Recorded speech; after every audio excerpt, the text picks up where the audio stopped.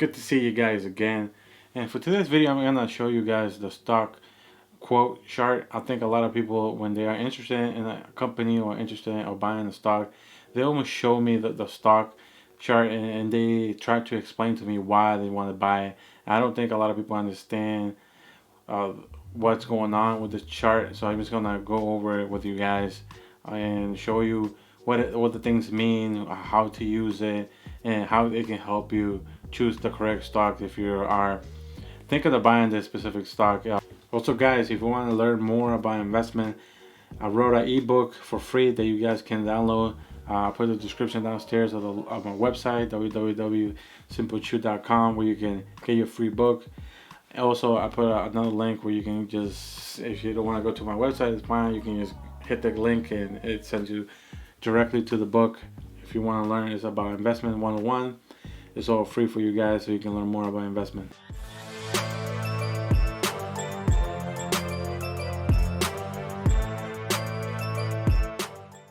Welcome to SimpleChew. I'm your host, Han. I've been in accounting for 10 years. I also run a side hustle of a resale business for the past 5 years.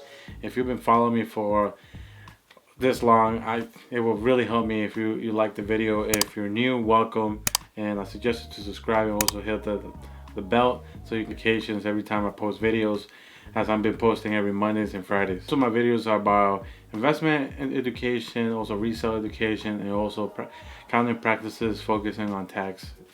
So we're gonna jump into my computer so I can explain to you guys how to read the stock quote chart and just break it down for you guys on the little pieces. And I'm not gonna go too much in details, but I'm just gonna give you the overview of it. So as we can see right now, I have the Macys stock quote chart. A lot of people can name it differently or whatever, but it's a chart that shows you the latest amount of the latest prices of the stock, and you can see on top where is it, what's the name of the company you buy, Macys Inc., and then it shows you the ticker number on top. Pretty simple stuff. And then it shows you that the day ended amount, the price that it ended with today, so the current day that ended, and it ended at $6.58. And then sometimes there's an after hours where people can buy aftermarket prices. That's a whole new game that a lot of people are not gonna get involved into. If you're specifically if you're gonna be a long-term investor, you're not gonna be going into the aftermarket or after hours. And then it shows you like the days chart, or how the price, how the stocks have been doing price wise. So you can see the 1 day, 5 days, one month, 6 months, a year, 1 year, 5 years, or the max of the whole stock. And this is where a lot of people go and tell me, hey, I'm really considering buying this stock, and they usually play with these numbers on top. And it's cool. It tells you information on how the stocks, where are the dips in the stock, or where it has been rising. You can find patterns like, okay, sometimes on December's some stocks goes down and other stocks go up, but you might find some patterns in this specific company, Macys, but in reality it doesn't really tell you anything at the end of the day. And then if you go down, it shows you the opening price. So when it opened at 9:30, so the stock market opens at 9:30. The opening price was $6.86, and then the highest for the day was $7.17, and the lowest was $6.38. So you use those numbers. I mean, that it doesn't. You feel like it doesn't tell you a lot, but most investors use those numbers, and they see that because they want to see how volatile this specific stock is for this company. They want to see how much the prices are ranging. So if, let's say, the opening was $6.86, but the highest was $30, and then the lowest was $6.38, you can see this company is really unstable, is really volatile, and you don't know where it can go. And a lot of investors don't like that. They want a steady stock that is not gonna be going too high or too low in a single day. They just want it really steady. Is either going a little bit down or a little bit up. So that's a more conservative type of investor who was looking for that balance in the stock price. Also, if you're dealing with like a lot of pennies or very like highly traded stock, it might have these big dips and stuff. Also, there's been a lot of news, bad news or good news on this specific stock. Let's say Macys did a deal with a specific artist or a specific athlete, and then they're gonna be boosting the stock market. That might go up 10%, and once you see the opening and the highs lows, you can see that Macys is a pretty stable company, and price wise, for saying. And then if we keep moving, we see the market cap, and that's how much is worth to the market, to the open market. That's the market value of the company. Because when you check the books, when you go and you see the 10Ks, which I have a video, I'm gonna put a little card for you guys so you can see it.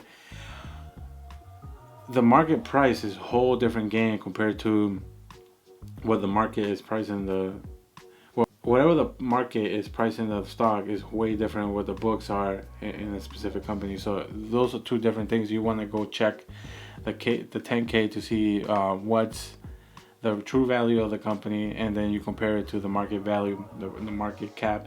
You see if it's overvalued or undervalued, or is hitting right on it. So that's really helpful too if you want to see if it's the company, how the market is valuing the company.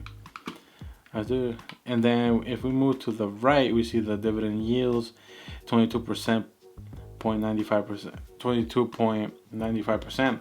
That just means that the yearly dividends that Macys is gonna pay you, which is a lot. And if you're a beginner investor, might be attracted to buy this stock because it's 22%.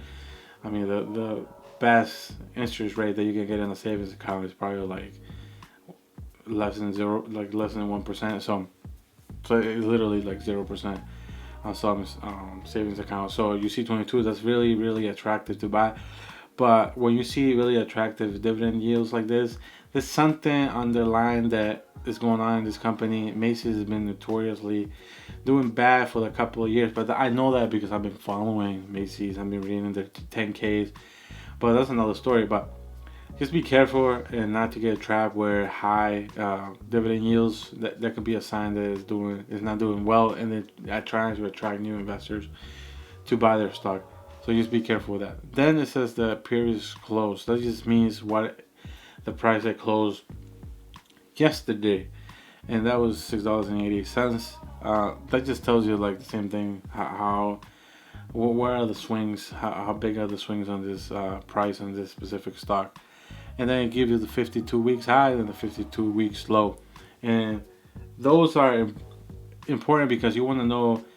It also shows the big swings, and then specifically if this big swings to a very stable stock company, and then you see in the last 52 weeks. So it's telling you the history of the prices.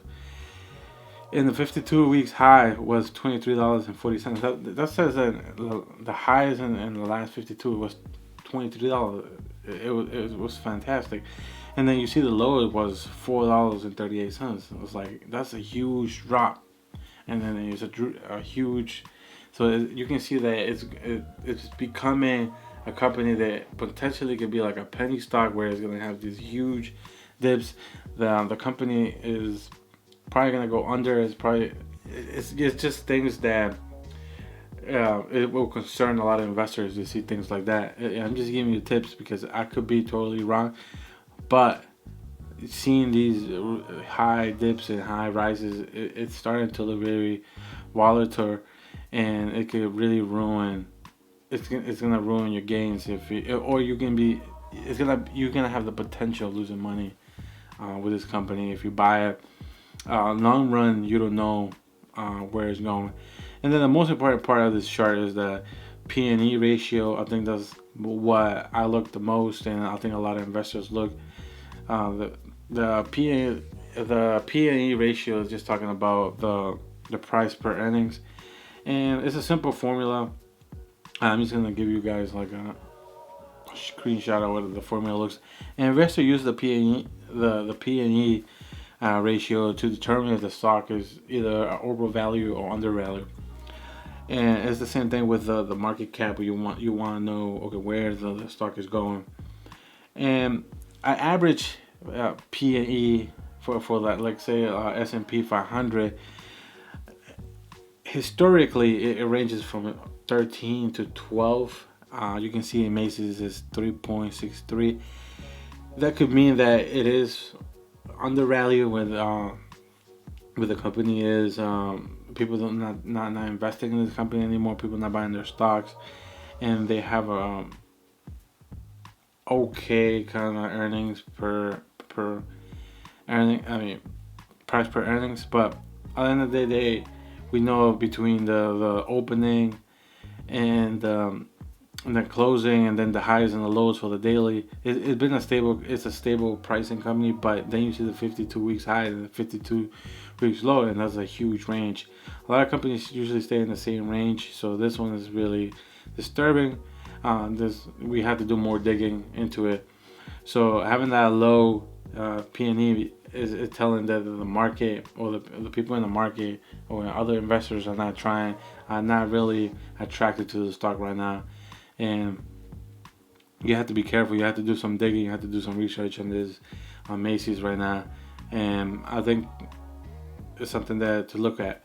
Also, a company has sometimes you will see P&Es that is zero, and that just means that that specific company hasn't had any earnings, and that's not. It could be good and it could be bad. It all depends on the type of company. It could be a new tech company that just started, just had the PMO, and they don't have a lot of earnings, but they have a lot of potential. You might want to invest. Those could be like the Ubers or the Googles or the stock market.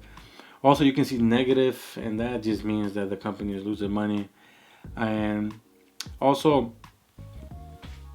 it was also the same scenario where the company, depending on the day, it might go negative because of the earnings or whatever. But a lot of companies might go negative and then jump up to positive. Thank you guys for watching. Hopefully after watching this video you understand a little bit how to read the stock quote. It's literally like a quote. It doesn't really mean anything at the end of the day. It's something that is just for mental stimulation, that you look at it just to see how the stock is doing. It's more if you own it or you're thinking of buying it and you want to see how stable the stock is or how unstable it is. You can look at this quote and you can see all these little numbers in the bottom to see, okay, maybe I should buy, maybe I shouldn't. It's just one piece of the research that you should do. And that's probably like a last thing. A lot of people focus too much on this, and they make a lot of decisions on this chart, and I think it's a super mistake that you have the potential of losing a lot of money doing it. But hey guys, always remember to keep it simple.